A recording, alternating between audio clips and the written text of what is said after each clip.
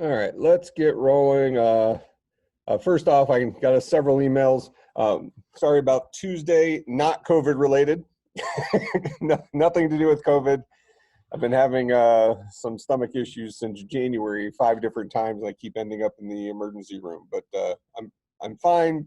Antibiotics fixes it every single time. We're just trying to make it so that I don't get immune to the antibiotics. But in any case, I'm fine today. It's a stupid thing, but definitely not COVID related. So, but thanks for the well wishes. So in any case, let's see, for today you had what's up? I just have a note to remind you of object oriented. Object oriented. Oh, that's the slide we stopped on. Yeah. Okay, thank you. So for today we had a paper, right, for comparing Python 2 to Python 3.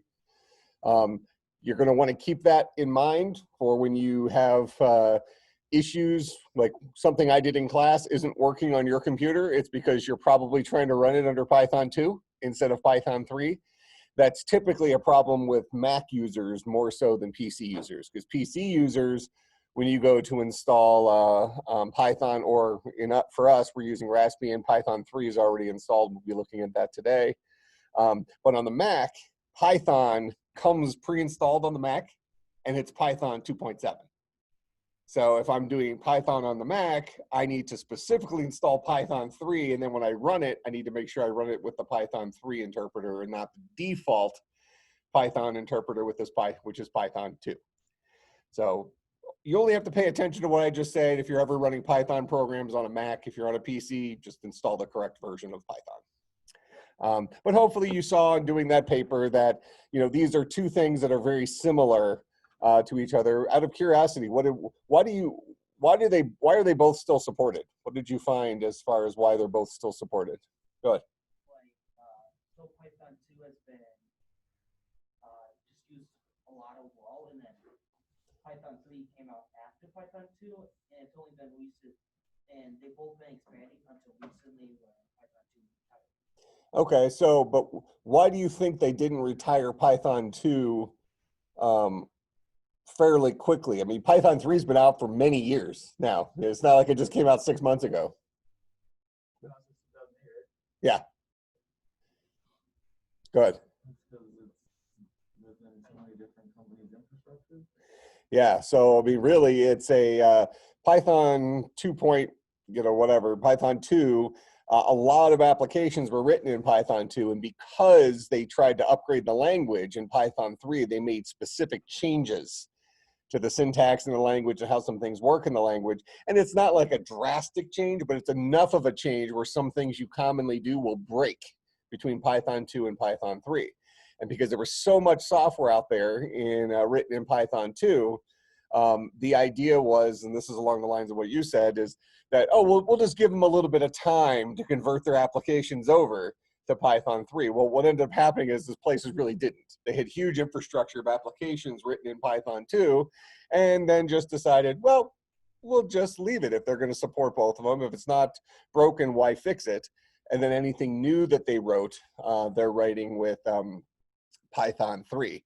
But now they're kind of forcing the issue and saying we're not going to support it anymore, but that doesn't mean that you can't still have your old Python 2 interpreter, and it's been around for a long time. So realistically, if it was working 2 weeks ago, you don't need an update to it. It's probably still fine, but we're going to be looking at Python 3, and that's going to be the new standard. Is hopefully you discovered that they are phasing out support for Python 2.7.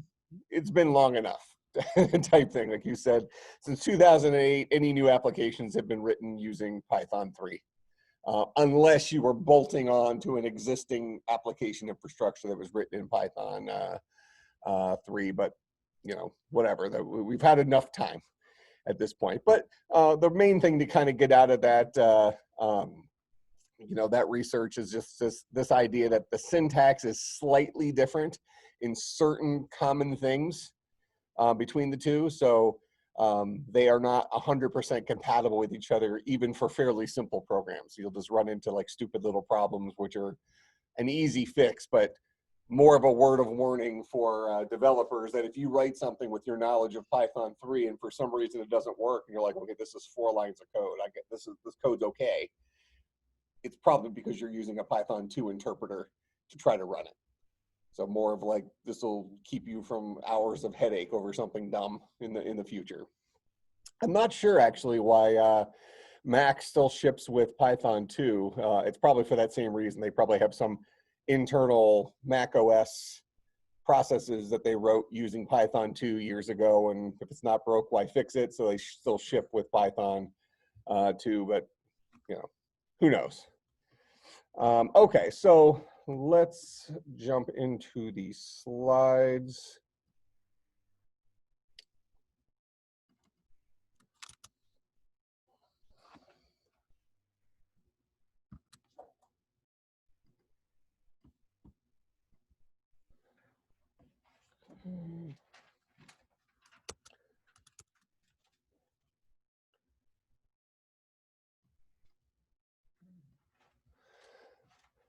All right, you said the reminder was on object-oriented stuff.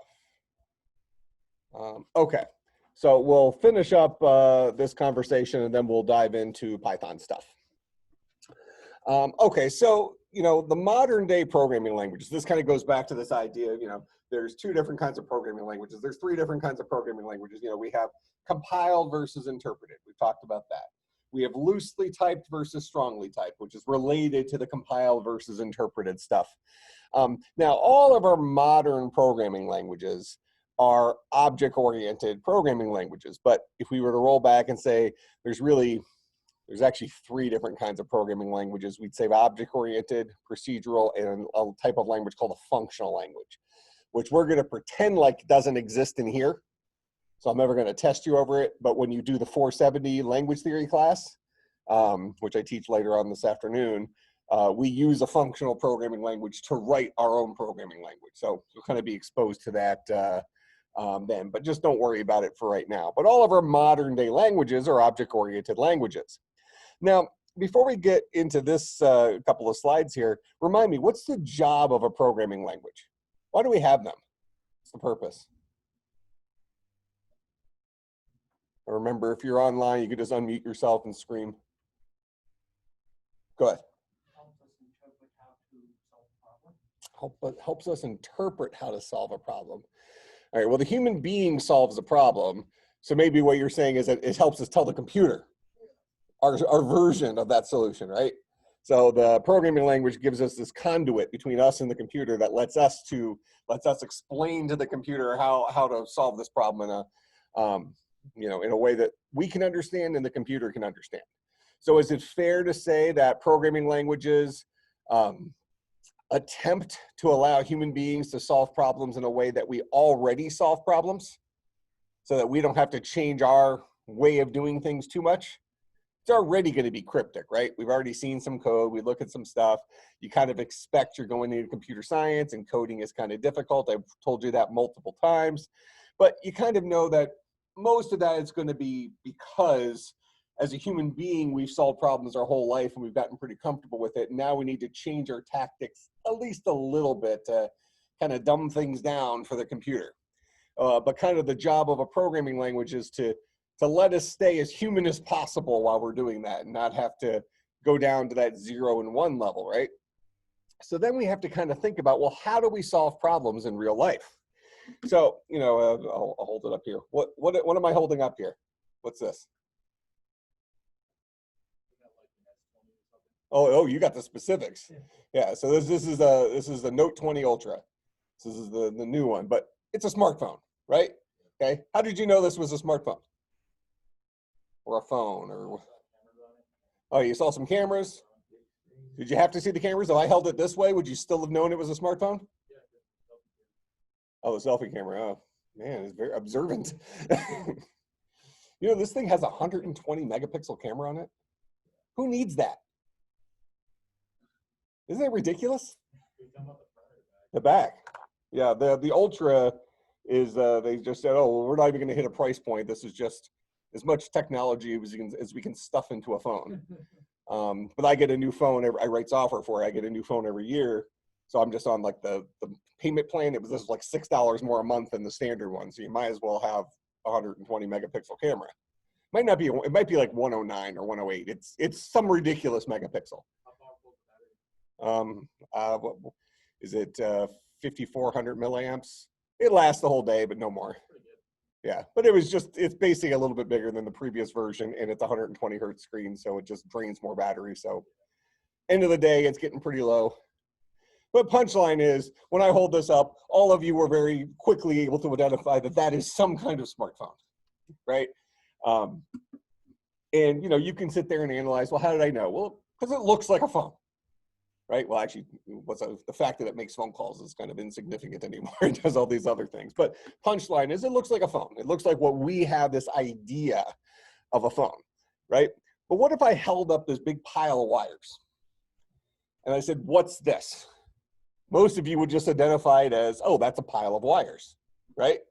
Okay. But what if, and we're going to roll back in time a little bit to older versions of a telephone. What if you came up and you inspected it, you find the headset and you found some buttons in there, you listen to it, you hear a dial tone, as if those still exist, right?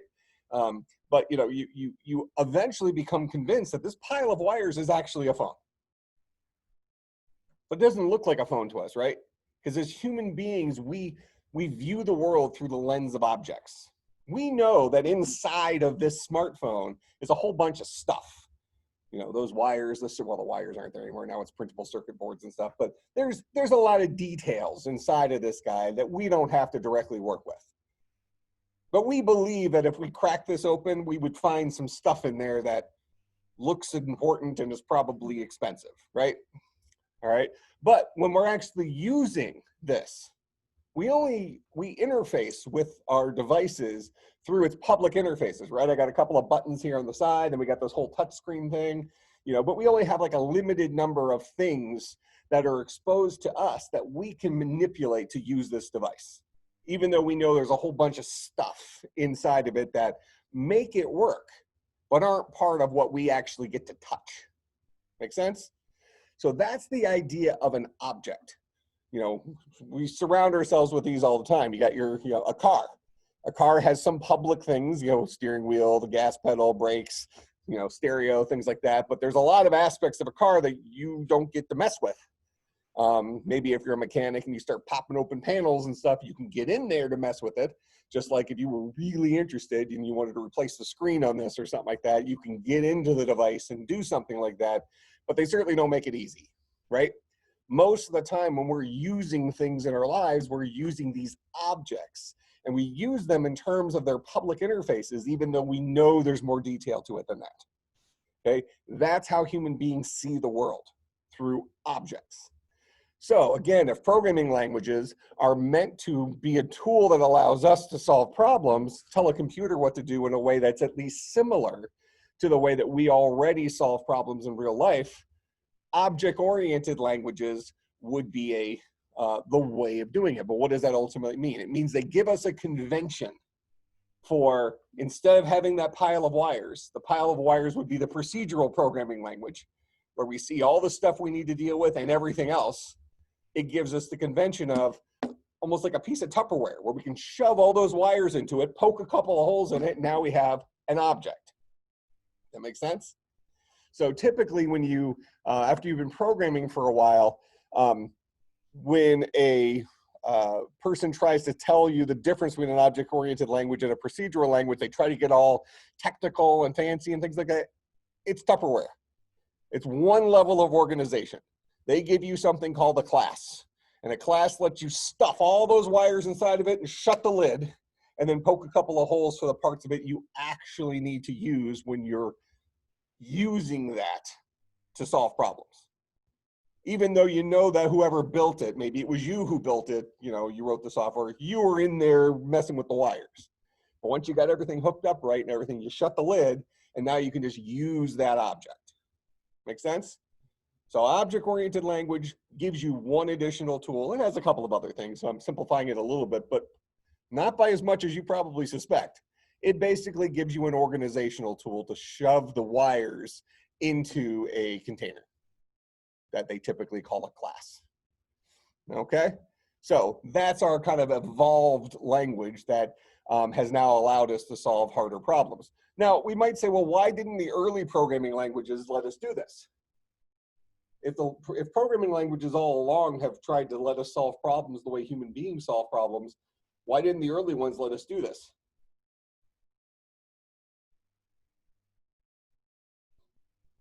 Any suggestions? What kind of problems did we solve in the early days of, well, let's zip to today. When you think about what we can do with computer programs today, what kind of problems do we solve on our computers today? A lot more than we used to be able to. Certainly, yeah, that puts it plainly, right? You know, you got Call of Duty, you got, you know, crazy, you know, business applications, you have real-time stock trading stuff, you know, a lot more than we used to try to solve, right? Back in the early days, we were basically using computers for automation type stuff. A good example of that was in the, what's the movie about NASA, women in computer science? Hidden Figures, where, you know, you had these women who were basically, they were mathematicians, and they were very quick at doing their job. And you had this one woman who was like gifted at doing math, and the NASA people brought her in to like do these calculations for like moon landings and stuff like that really, really quickly. And it was at the same time as they were getting computers in there to automate some of the stuff. And you saw that the absolute best human being, even though they got the answer right and they saved the day, blah, blah, blah, you know, they were being replaced by the automation speed of computers. So in the early days of computers, we were really looking at how can we replace, you know, math solutions very quickly.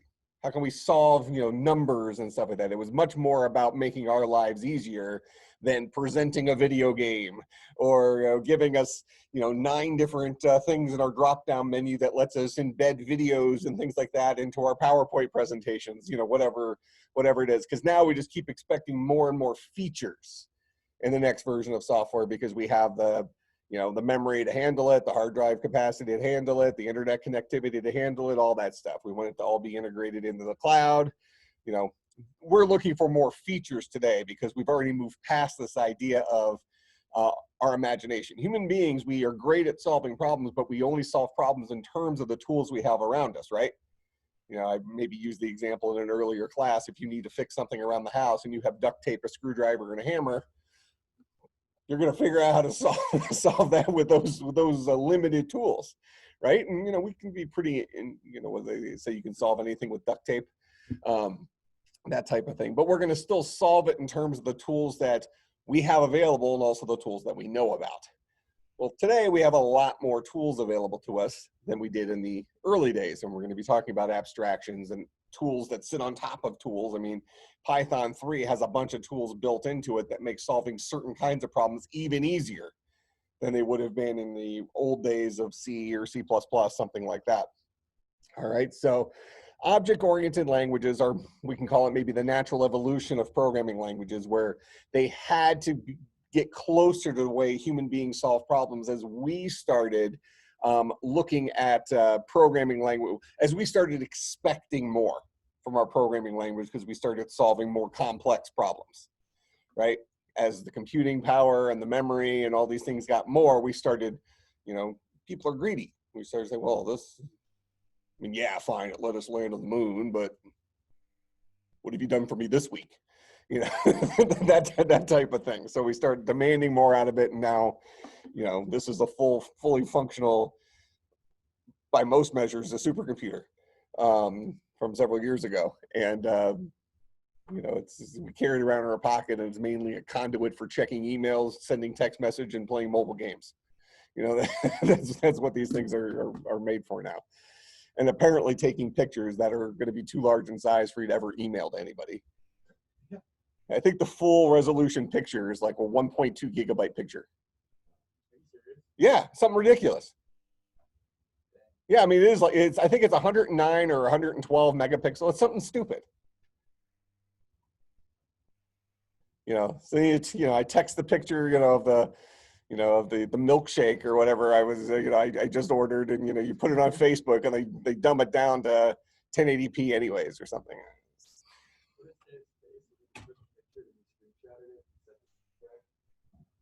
Well, then your picture would then be whatever the resolution of the screen is, which on this is like 4K, so it would be however many pixels would be on there. So yeah, it would probably save some space, but now you've lost quality.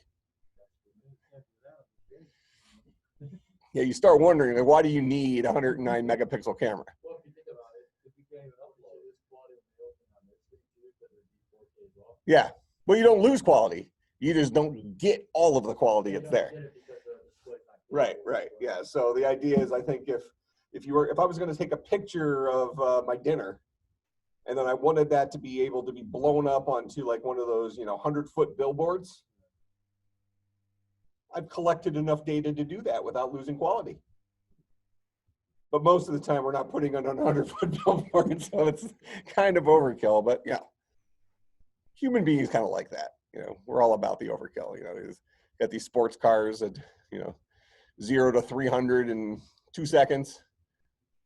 There's no place that has a speed limit of, but when you need it, you're glad it's there. Yeah, those sports cars, I need to use the jaws of life to get in and out of them. You know, I got to peel open the, build a bigger hole. All right, so kind of questions about the high-level version of object-oriented versus procedural. Later in the semester, we'll actually get into the object-oriented side of Python. Early on, we're going to be treating Python as a procedural language. We're not going to be using the object-oriented aspects of it because we're kind of beginning and aren't solving the more complex problems yet. Yeah. Create the classes, or are those ones built? Both. There's stuff built in, but most of when we think of object-oriented stuff, it's allowing us to create our own data types. You know, we can create the smartphone data type and say, you know, or if you want to keep something simple, you can, you know, think of like Dungeons and Dragons or something. You can create a dice object or a die object, and you can say, well, this one has 20 sides and this one has 6 sides. And when I roll the 20-sided one, I'm going to get a number between 1 and 20. When I roll the 6-sided one, I'm going to get a number between 1 and 6. You know, those are 2 different instances of the same object, something like that. So both of them exist. They're built into the language as well as us being able to invent it ourselves. But from our perspective, solving problems using objects that we can invent is call that the superpower. All right, so we kind of talked about this, the idea of the procedural telephone is the pile of wires, the object-oriented telephone looks like a phone, but the wires are there. We've mentioned this before, which language is the best? It depends, right tool for the job, that type of thing. So I'll very rarely ask you open-ended questions like that. So I wouldn't worry too much about that. All right, so we've finished up the first unit, so now we can actually jump into programming. So I'll give us a little reminder here. So this was from kind of first week. How do human beings solve problems? We use our memory, we ask questions, and we have repetition. 100% of programming languages, every single one of them has facilities for doing these 3 things. So when you first sit down to try to learn a new programming language, and we're going to be doing 2 separate things in here. Really, we're going to be doing one main thing, and then we're also going to be learning how the Python programming language actually works. But we're learning how to program in here. We just happen to be using Python. All right, so we're going to be exploring over the next couple of days how Python handles memory, how Python handles asking questions, how Python handles repetition. But then we're going to do a lot of practice on solving problems using those kind of primitives for solving those problems. All right, but keep in mind that as an abstraction, human beings solve problems using these 3 tools. We remember stuff with our brain. We ask a whole lot of questions, and based on the feedback we get, we make decisions, right? We turn left or turn right, depending on, you know, like walk into class. If you're going to hit something on the left, you're going to bank to the right, that kind of stuff, you know. And then we do a lot of repetition when we need to do the same thing over and over and over again. And programming languages will give us convenient facilities for, at the very least, doing these things. And then some of our more modern programmers put on top of that some additional power tools that let us solve common programming things even more easily. Not that you couldn't have written it without it, but it allows us to solve those things even more easily. All right, so let's think about memory. So memory is something, well, in programming languages, we usually call these variables. All right, so I'm gonna pop over here to Raspbian. All right, so when you have your Raspbian installed on your VirtualBox, or if you wanted to dual boot your machine with it, or a couple people I think are using actually Raspberry Pis and running it. I don't care how you do it, but be running some version of Linux. This is what I would have anticipated you have Raspbian. So I'm gonna do all my examples using Raspbian. So Raspbian is a version of Linux made specifically for this thing called the Raspberry Pi, which is this little tiny computer you can buy for like 40 bucks. And make little projects, video game systems, stuff like that out of, but it runs a cut down version of the Debian Linux distribution. But underneath here, you click on the little Raspberry, which is kind of like your start menu.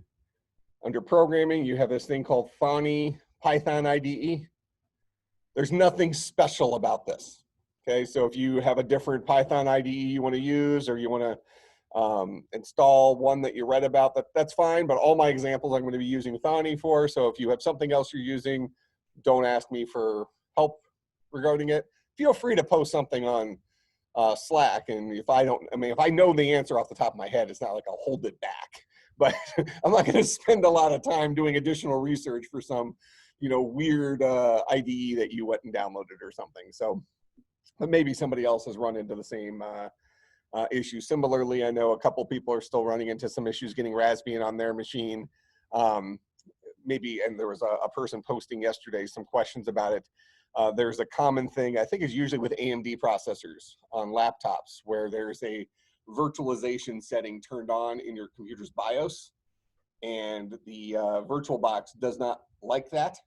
So you have to, when you restart your computer, you know how sometimes, depending on the machine, you press delete or you press F8 to get into some like weird looking menu. You can go in there and disable the virtualization, restart your computer, and then VirtualBox will be much happier with that feature turned off. And then you'll bump into your next error or something. But that's a common thing with AMD processors. It's possible it's on some of the lower end Intel processors, maybe an i3 or something, where it's trying to fake something in software that it was otherwise newer processors or the higher end processors do in hardware. But in any case, you know, little things like that, if you run into those issues, post about it on Slack. You know, if I can answer it, I will, but chances are if you had the problem, 2 other students had the same problem, or maybe they already overcame it, and you can just say, oh, just do this, this, and this, and it works. All right, but I'm gonna open up Thani Python IDE just because it's pre-installed. And that's going to get us in here like this. All right, so we're going to, and I think it gives you a blank thing to begin with anyways. You can type stuff in there, but when you go to run it for the first time, you're going to have to save it. So I've just saved this file as test.py. Maybe yours initially looks just like this. So I'll just pretend like that. Now, what we can do is we can create some variables. We're mimicking memory. Remember, the whole thing here is how do human beings solve problems? Well, we remember stuff. That's our first tool. So maybe I say, I want to create a variable named name, and I'm going to set this equal to Mike, my name.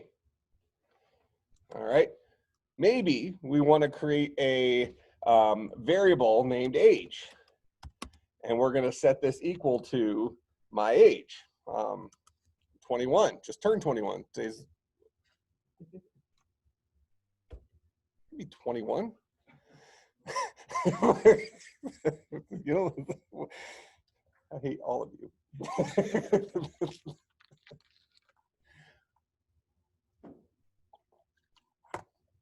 All right, but we're going to stick with this here.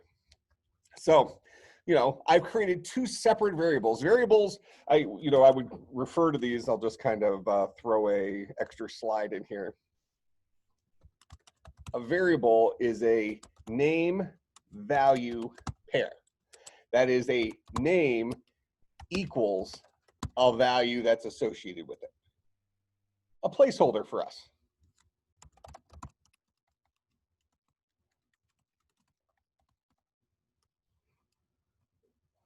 All right, because in real life we might, if we when somebody asks you for your age, what they're really doing is they're asking you to resolve the value from your memory that's associated with, or resolve the variable in your memory that's associated with your knowledge of your age, right?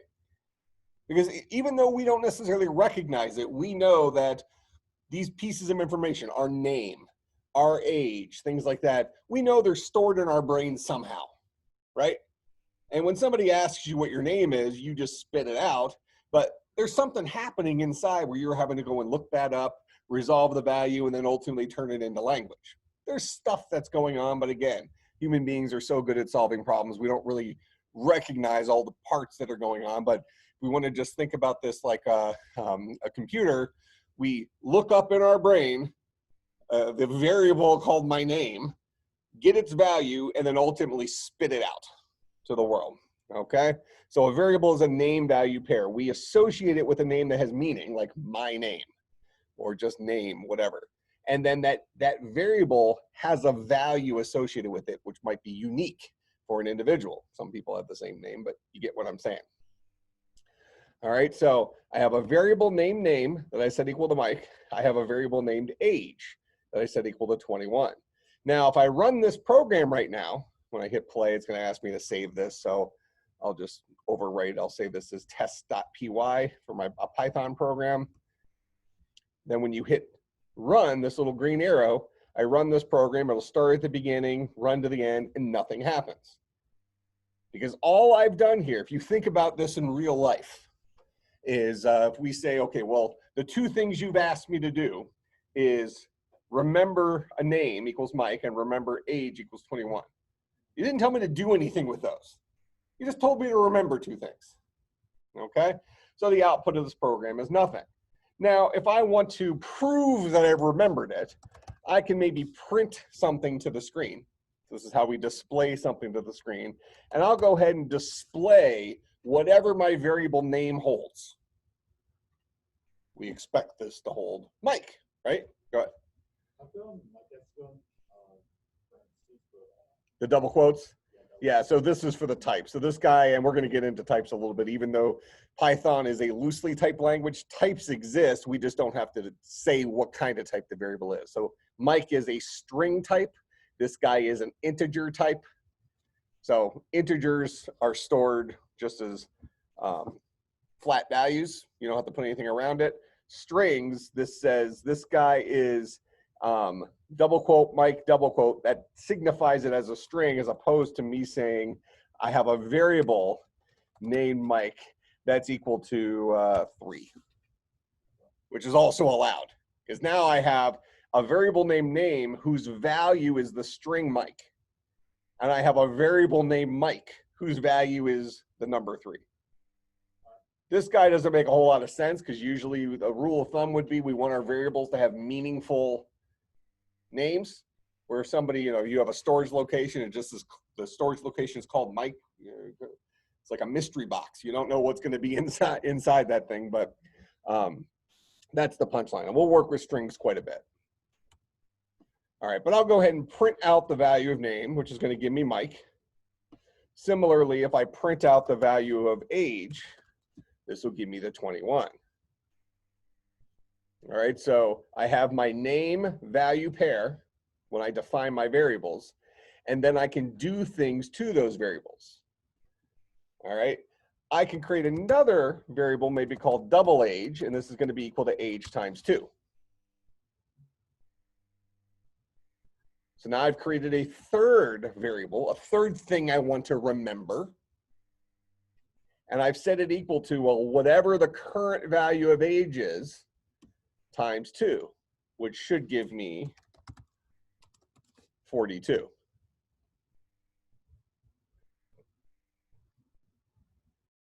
But now notice if I change the value of age to be 103, now it'll be 206. So by changing this variable here, it had a change to this one because the value of age when we got to this line was greater than it was before because I changed its value.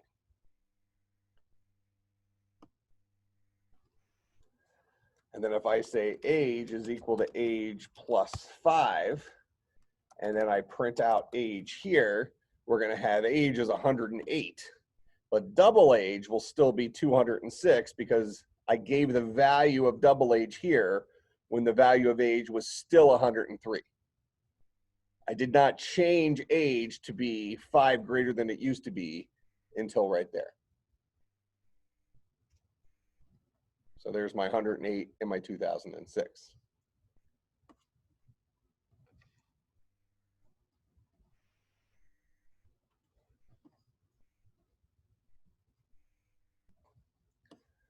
So notice here I say age plus 5, which is going to boil down to 103 plus 5, which is 108. So when I say age plus 5 here, what that translates to when I'm interpreting this during runtime is it'll translate into the number 108, which is fine.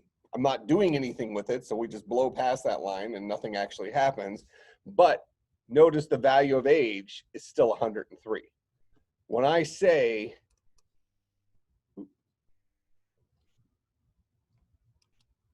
age plus 5, this does not change the value of age.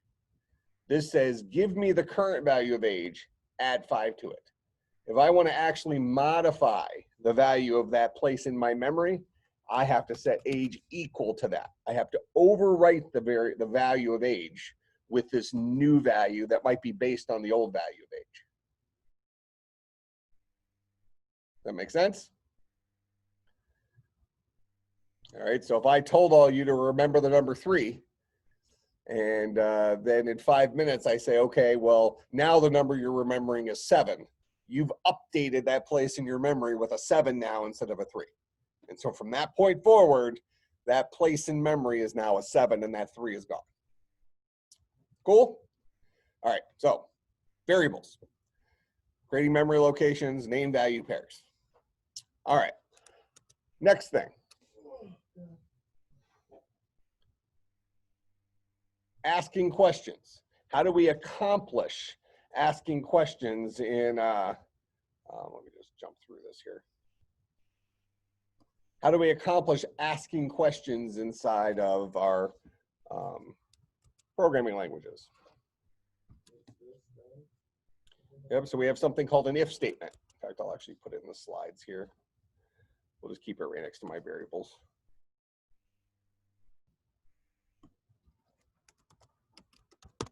Ask questions. These are conditionals. We do it with a if,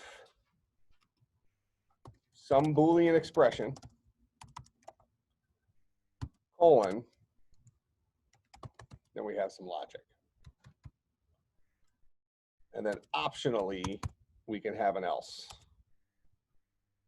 We can actually have optional something called else ifs too. And I'll show you an example of these things.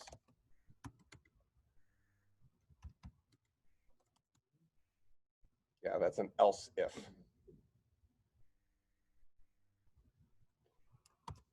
All right, so this allows us to ask a question and only respond based on the result of that question.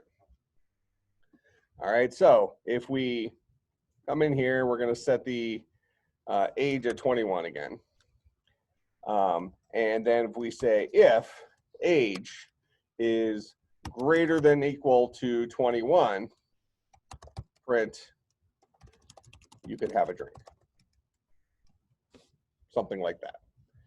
So now I run this program and it says you can have a drink because my age, which is 21, was at least equal to 21.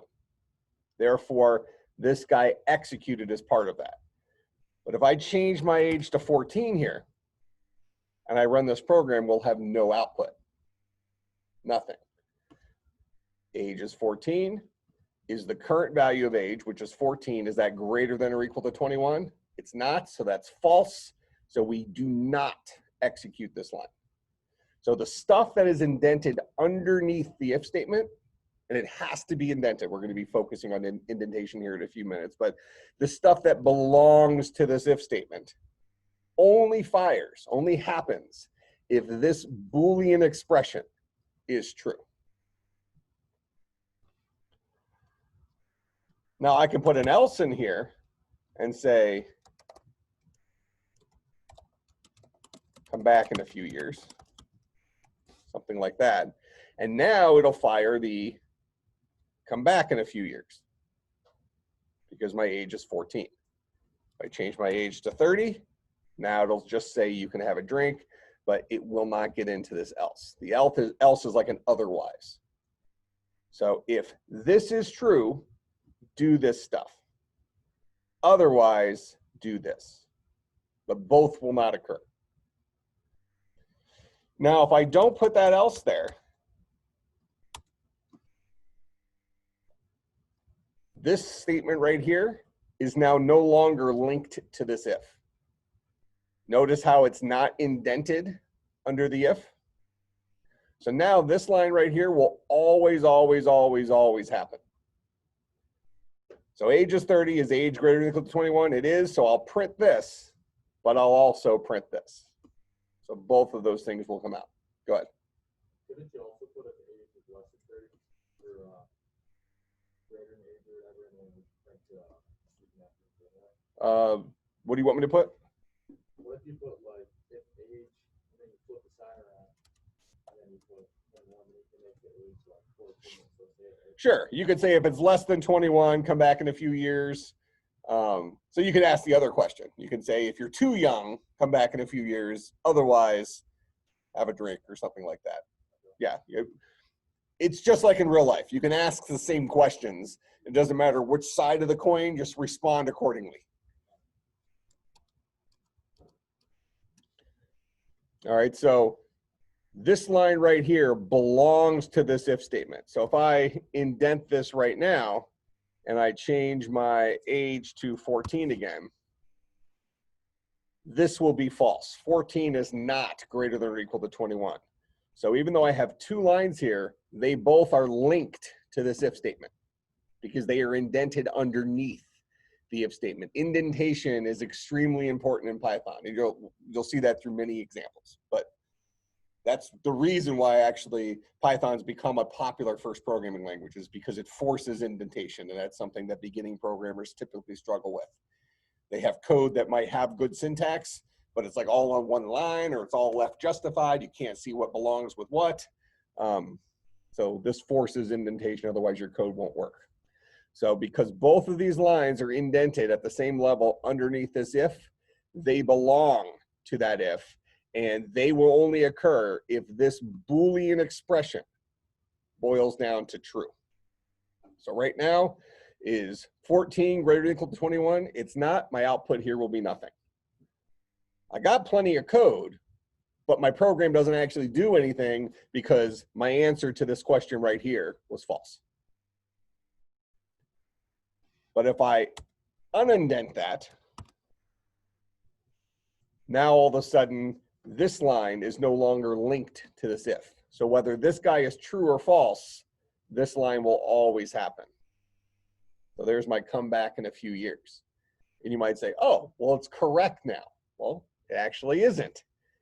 If I change this to 22, now I'm going to get a true here, and it'll print out, you can have a drink. But then it's also going to say, come back in a few years. Going to do both because this print statement here is not linked to this question and answer. It's on its own. The fact that I have it, the line right after it is unimportant. It's the difference is whether or not it was indented underneath it or not. So by not indenting it underneath it, it's a completely separate line of code. So now I'll get both of those things printed out. Make sense? If I don't want it, if I want it to be one or the other, but not both, I would put an else clause in here and then indent this print under the else. So now this line, because it's indented under the else, this will fire whenever this Boolean is false. This guy here will fire whenever this Boolean is true.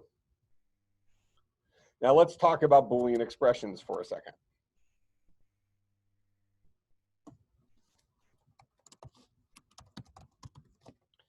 So I mentioned here that for asking questions, we have if followed by something that is a Boolean expression. So what's the definition of a Boolean expression? A Boolean expression is any expression that boils down to a single value of true or false.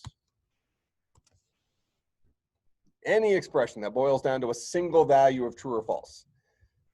Now this can get a little bit weird because sometimes you'll have really complex looking things that ultimately come down to true and false.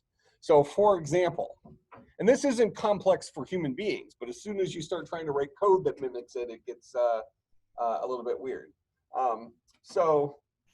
Is it cold today? Sure. Is it also rainy? So it is cold today and it is rainy today. Is it warm today and rainy? That whole statement is false, right? Because it's not warm. It is rainy, but in order for an and to be true, that whole statement needs to be true. So it's not warm and rainy, it's actually cold and rainy. Make sense? I know cold and warm, but I think most of us would say it's not warm today. We would all say it's at least somewhat cool. Maybe cold is a strong term, but whatever. So that would be an example of a more complex Boolean expression that actually is false, even though parts of it are true.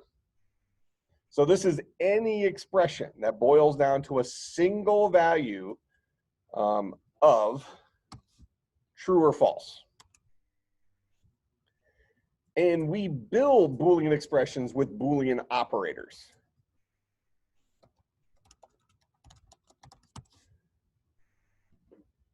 We have the arithmetic Boolean operators, which we all are already familiar with. That's the less than or equal to, greater than or equal to. Those guys. Then we have we also have a equal to, double equal sign. So actually I'm going to put that on the next line. This is the Boolean equivalence.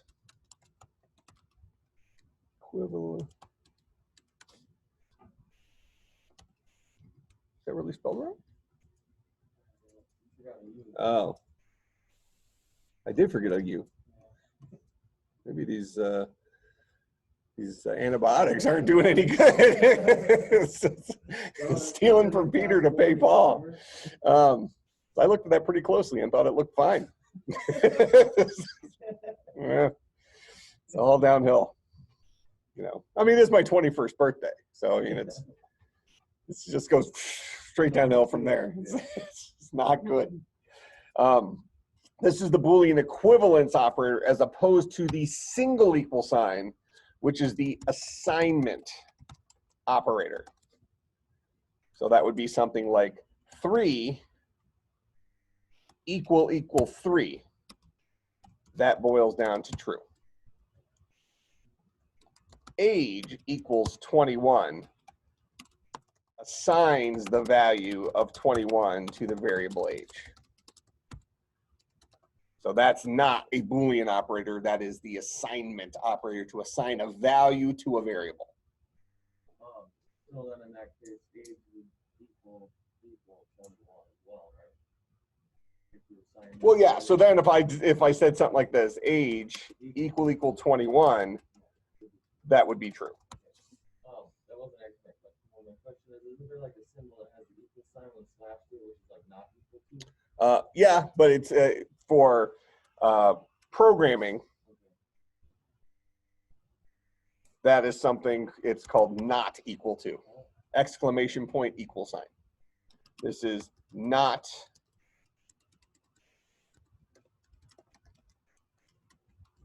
equivalent. Nailed it that time. See that?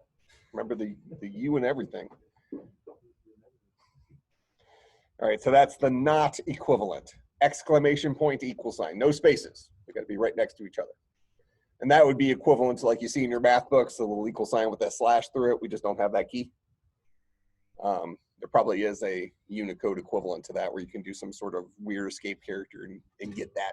But or just Google it and highlight it and copy it and then paste it in, but it won't work in code. The operator for all programming languages is exclamation point, which is the not operator, and a single equal sign. So that makes it not equivalent. Make sense? But the big thing, if I was to give you like a warning, is remember, if you're asking a question, if you're creating a Boolean expression, 2 equal signs together is how you say, is this value equivalent to this other value? Single equal sign allows us to assign the value on the right to the variable on the left. Now, what if I wrote this? What if I said 3 is equal to 21 like that? I assigned the value of 21 to 3. Is that legal? Does it make any sense in real life? All of us know what the number 3 is, right? We got it hard-coded in our head somewhere. 3 has meaning to us. You know, and if we wanted to put it in other bases, the last couple of classes have been talking about representing numbers and stuff, but in base 10 decimal, 3 has a meaning to us, right? Now, how many of you would be okay if I just redefined your world and decided, look, 3 is no longer 3, it's now 21? You might let that slide for like an afternoon, like as a game, okay? But you know that 3 is 3. It's like a truth, right? Okay, so you don't let people go and redefine truths. All right, so this is not allowed because this is saying overwrite the literal 3 with the value 21. Not allowed. Go ahead.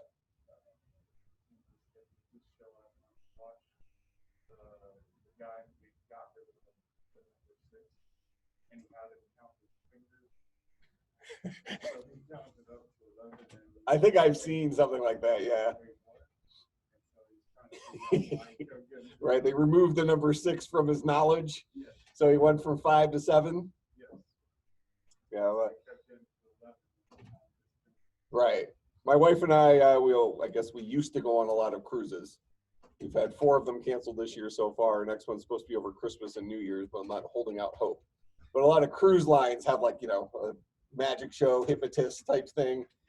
I was on one with my parents a bunch of years ago, and they hypnotized my dad, and it was significantly more inappropriate than your counting example there, but it was pretty funny to see some of the stuff they made my dad do. And he said he didn't remember any of it. Oh, I don't know. But I think those things are pretty funny.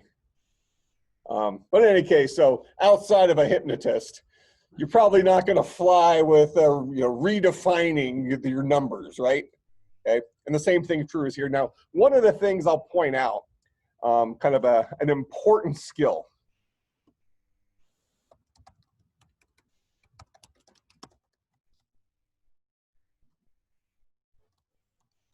Resolve the code in your head before you decide what it is actually doing.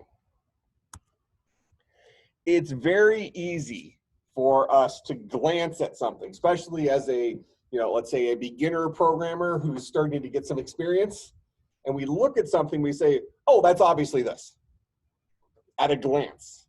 But then once you look at it a little bit closer, you realize it actually resolves to something else. So if we go back to this slide here, this 3 equals 21, well, we can globally say, well, that just doesn't make any sense. But syntactically, it's not allowed anyways. Because on the left-hand side of an assignment operator, this must be a variable. We are assigning a value to a variable. When we resolve the left-hand side here, we're getting the literal value 3. And it's illegal to have a literal value over here. Literal is like a fancy way of saying a hard-coded value, okay? It's illegal to have a literal before the assignment operator. So the assignment operator says var name equals value. That's how we use that assignment operator. You must have a variable name over here. What is the destination of this value? Where am I going to be putting it? Make sense? All right, so, and we'll see other examples of this, but as we, this kind of goes back to my definition of a Boolean expression. Any expression that boils down to a single value of true or false.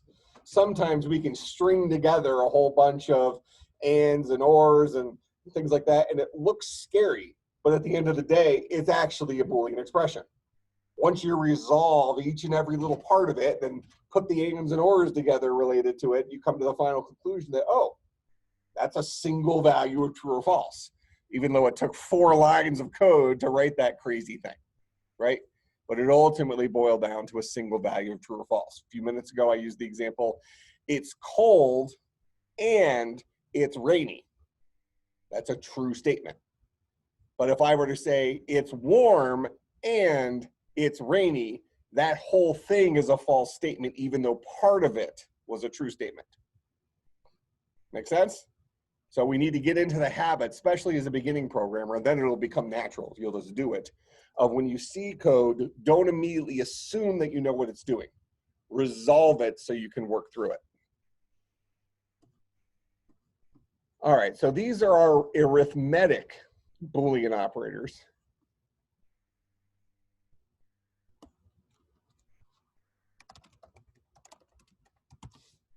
Then we have our logical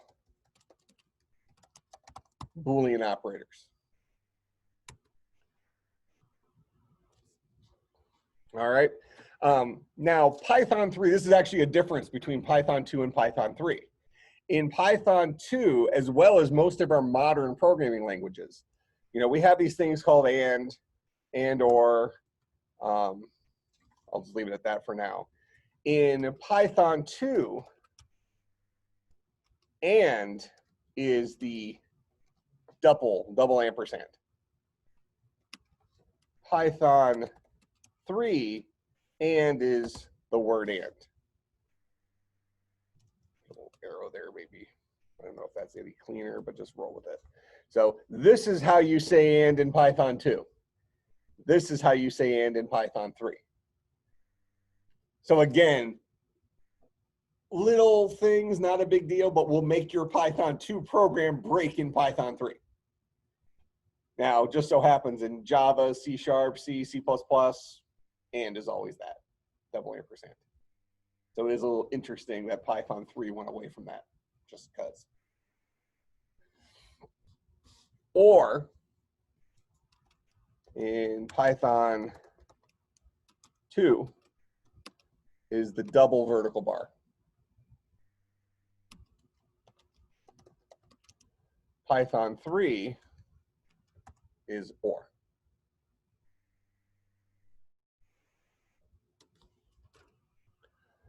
All right, so, but let me show you something here real quick.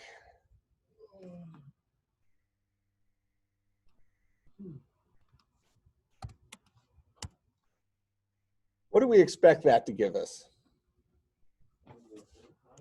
7 to the 3rd power. But of course, it gives us a 4. Python must just be wrong. So in Python, if you, and this is a good example for this, I'm going to show the reason why in a second. We'll get back to the binary stuff. If you want to take something to a power, because this is a common mistake, right? Your graphing calculator, you would take something to a power, you put the little caret thing in there. Actually, you probably have the y to the x to the y. I don't know which one it is on there.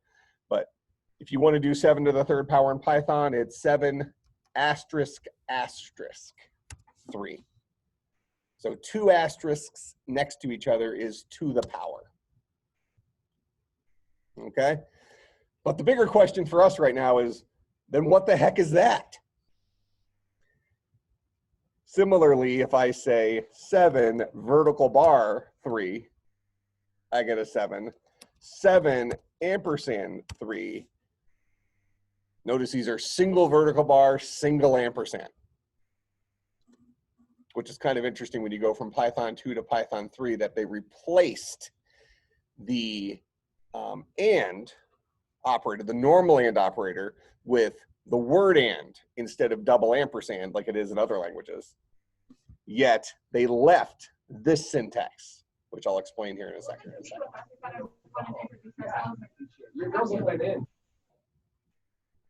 I heard somebody talking. Was it a question or was it a accidental unmute?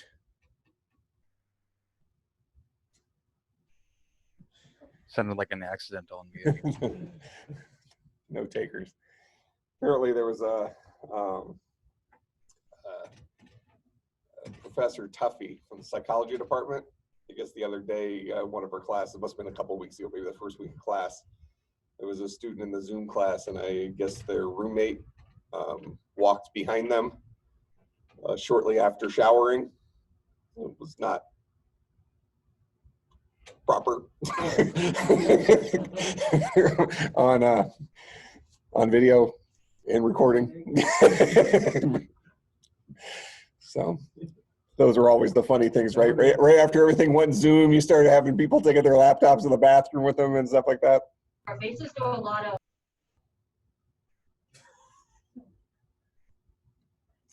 All right, so let's talk about what these guys are. So just this is more trivia knowledge for you right now, is if you need to take something to a power, it's asterisk asterisks, unless you take something to a power. All right, but now let's look at what these single vertical bar, single ampersand, and single caret mean. First of all, I'll frame this by saying these are not things you will use very often. It's in fact, in your general programming world, you'll probably never use it. But when you mistype something and all of a sudden you get, oh, well, 7 to the 3rd power is what you thought you were writing here and you got a 4. All of a sudden you're like, okay, well, that doesn't make any sense to me. Okay, so we're going to explain why. But when you get into computer organization and architecture, like you'll be taking the 325 class next semester. So that talks about how like operating systems work and how stuff is actually stored on the CPU, that kind of stuff. These guys are called bitwise Boolean operators.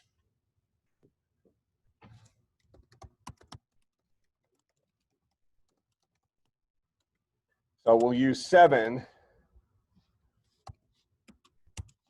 caret 3. This is 7 exclusive or 3. Okay, exclusive or says one or the other, but not both. All right, so when in general, in real life, when I say or, it can be, I say one thing or another thing. It can be this one, it could be this one, or it could be both of them. And then the whole thing is a true statement. Exclusive or says it can be at most one. So it's this or this, but not both. All right, that's what exclusive or says. But a bitwise exclusive or, what's a bit? When you hear bit, what do we think about? We spent all last week talking about it. Ones and zeros, right? Zeros and ones. So a bitwise exclusive or requires us to make 7 and 3 into their binary equivalent. So I'm going to say a 7 is a 1, 1, 1. A 3 is a 0, 1, 1. And then what we do is on a per bit basis, we do an exclusive or. So this is 1 exclusive or 0. One or the other, but not both. So that one is a 1. 1 exclusive or 1 is a false. That's a 0 because it's both of them. You're not allowed to have both of them with exclusive or. So this would be a 0. 1 exclusive or 1 is also a 0. Now if I convert 1, 0, 0 back to decimal, I get a 4.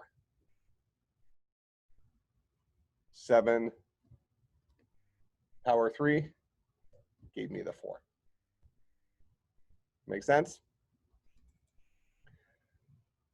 So that's what those single operators are. But I think it is a little confusing that Python 3 changed the double ones to ands and ors, but left this old syntax. Why not make this clear and just call it, bitwise XOR or something like that, spell it out. But whatever. It's not something I'm going to test you on in here. But this is more of trivia knowledge for you, that when you accidentally type something like that, you get a weird answer. You're getting a correct answer. It's just doing something different than what you expected it to do. All right, so a single caret is the bitwise exclusive OR operator, which says take the binary version of this number and the binary version of this number and exclusive OR them on a per bit basis. That's what bitwise means, on a per bit basis. So 1 XOR 0 is 1. 1 XOR 1 is 0. 1 XOR 1 is 0. And then you convert that back to decimal, and that's when you get your 4. Make sense? Similarly, the double or the single vertical bar is the bitwise OR. So if I was doing bitwise OR on this, I would have gotten 1, 1, 1. Because 1 OR 1 is 1. 1 OR 1 is 1. 1 OR 0 is 1. So 7 bitwise OR 3 gives me a 7.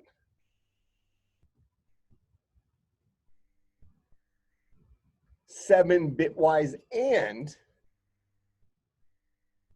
that's 1 and 0 is 0. 1 and 1 is 1. 1 and 1 is 1. So 1, 1 is 3. And that's where we get our 3 for that one.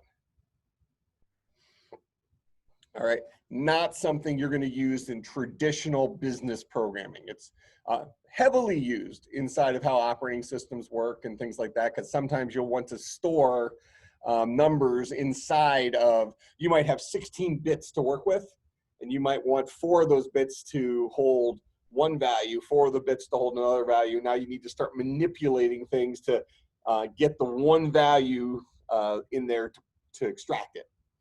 Go ahead. How is 1 and 0 and 0 or 1, which one are we talking about? 1? This is true and true is true. This is true and true is true. True and false is false, if we're dealing with an and. And then in the Or situation, these are all true. So true and false is true, true and true, or true or false is true, because it's one over the other or both. True or true is true, true or true is true. But XOR is only one of them can be true. All right, but again, I'm not testing you over that, but those bitwise operators are arithmetic operators at the bit level. And they are important, just not for generalistic programming. So this is more of when you accidentally only put one of them instead of 2, which is going to be more common in like next semester in Java, because Java uses the double ampersand or the double vertical bar for your ands and ors. So you might be more prone to accidentally put a single one instead of a double. And you start getting actual answers, that'll be problematic. Now, what if I say 7 and 3? What will my result be here?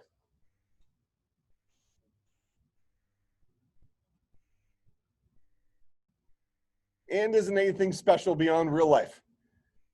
If I say, hey, do you want to go to a movie and get some dinner? Your answer is based on whether you're willing to do both of those things, right? If you're only willing to say, well, let's see the movie, but I'm going to eat beforehand, and you would specify something. But and isn't some special crazy computer programming thing. It's the same definition of and that we use in real life. So 7 and 3. Again, remember, we're drilling the idea of what's a Boolean expression. Remind me, what is a Boolean expression? True or false?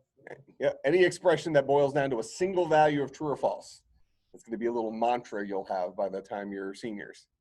Okay, Boolean expression, any expression that boils down to a single value of true or false. So what will my output be here when I press enter? Remember, resolve what we're looking at here. What kind of values does and work on? Trues and falses. Is 7 one of those? It is? Well, yes, you do. I'm not asking you to tell me about programming things. If I walk up to you and I say, here's a 7, is this a cat, dog, or a number? It's a number, right? This isn't anything, you know, this still operating as humans, right? So 7, that's not a true, it's not a false, it's a number. What about a 3? What's a 3? Number. Okay, ands work on Booleans. Are these Booleans? No, they're numbers. I just don't know why it printed a 3 though. Oh, okay. Why do you think it printed a 3? What did we get up here?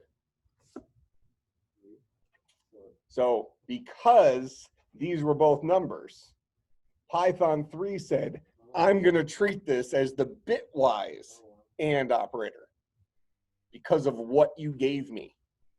You gave me 2 numbers. I can't do a logical AND on 2 numbers. Doesn't make any sense. So instead, I'll do the bitwise AND. My argument would be, if I'm writing this interpreter, is if you're going to make this guy work for both, why not get rid of this guy?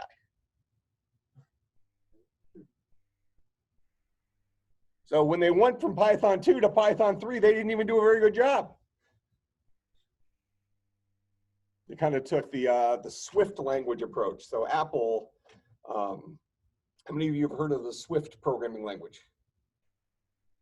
So it's the language you use for writing Apple stuff, iPhone programming, Mac programming, but mainly iPhone programming. You know, people don't write Mac software to make money, but they write iPhone apps to make money. And originally the language, anybody know what language they used to write iPhone apps when it first came out 12 years ago? They used a language called Objective-C. Now, so when we look at our, we kind of had a picture. All of our modern languages come from a programming language called C. We do it on time. Ooh. I'm going to go fairly quickly here, but this sets you up for your homework assignment. And then from C, C was a procedural language. We went to our first object-oriented, well, not first object-oriented language. Let's call it the first object-oriented language that mattered. We could debate that later, but C++. But at the same time, we had a language over here called Objective-C. Microsoft, Apple. Microsoft kind of got behind the C++ revolution. Apple got behind Objective-C because they couldn't agree with it on anything, right? They don't like each other, all right? Now, for years and years and years, when, you know, you had the Objective-C 2.0 language, which was, you know, like Objective-C is a pretty old language. It's actually one of my favorite languages, to be honest. But for years and years and years, Objective-C was the only kid in town. And then way down here, they finally released Swift. But now in the middle here, we had Java, we had C#.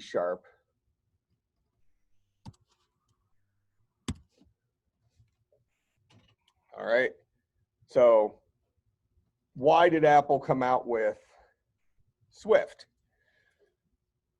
I promise you, the Apple developers, the people who are writing iPhone apps, things like that, they were not complaining about Objective-C. They liked it. They were drinking the Kool-Aid. I like to this day, Objective-C is one of my favorite languages. And you're going to see me do examples with it as we get through the semester and even next year, or next semester. Swift looks a lot like Java. You write Android applications in Java. Why did Swift came out? Learning Objective-C is a little bit more cryptic because the language looks a lot different. So Swift looks like Java. So they're like, hey, Android developers, come over to the dark side and write iPhone apps. They didn't do it to appease the Apple people. They're already drinking the Kool-Aid. They're already happy. They're spending the zillions of dollars on the hardware. No harm, no foul. They're doing it to get the Android people to come over and learn Swift, which is very, very, very Java-like. But the reason I brought up Swift in this example is Swift tries to be everything to everyone. You know, like 11 different syntaxes work for the same thing, just like we're seeing here with Python 3. All right, so homework assignment for next class. I'll put it up as well, but it's at the end of the Unit 1 assignments. So 3-page paper, history of programming languages related to what we just looked at. Everything moving forward from this will be programming assignments. I think that's mostly true. Bottom line is I don't give you papers very often. It's just more filler for the early in the semester before we get far enough into programming. All right, so I'll put this up on Blackboard, but 3-page paper, history of programming languages, focusing on where Python fits in the historic languages, but I've given you a picture of the, I call these the native programming languages. So these are all compiled, highly high-level object-oriented, strongly typed languages. Yeah. So with the bitwise Boolean operator is a 1 true and 0 false. A 1 is true, 0 is false. That's bitwise. That's how bitwise works. Yeah. All right. Questions, comments, concerns, bribes. All right. I will see everybody on Tuesday.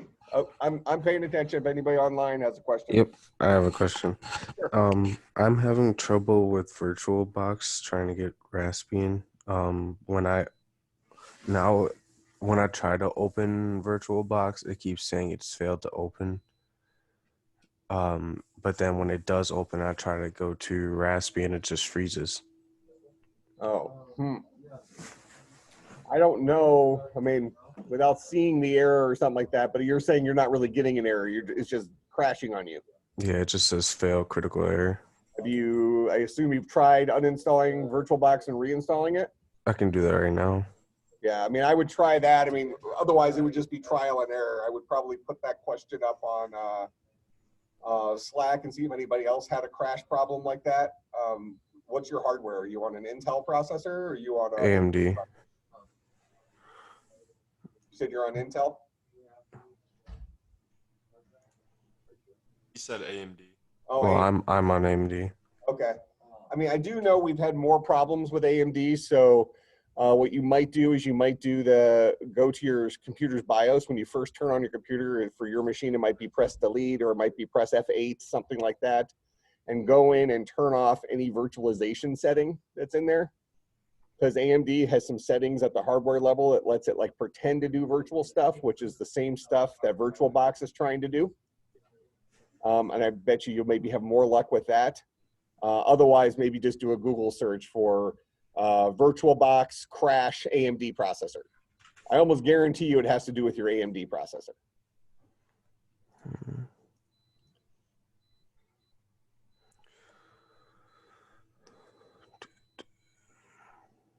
I have a quick question. Are you opposed to us using add-ons on the VirtualBox?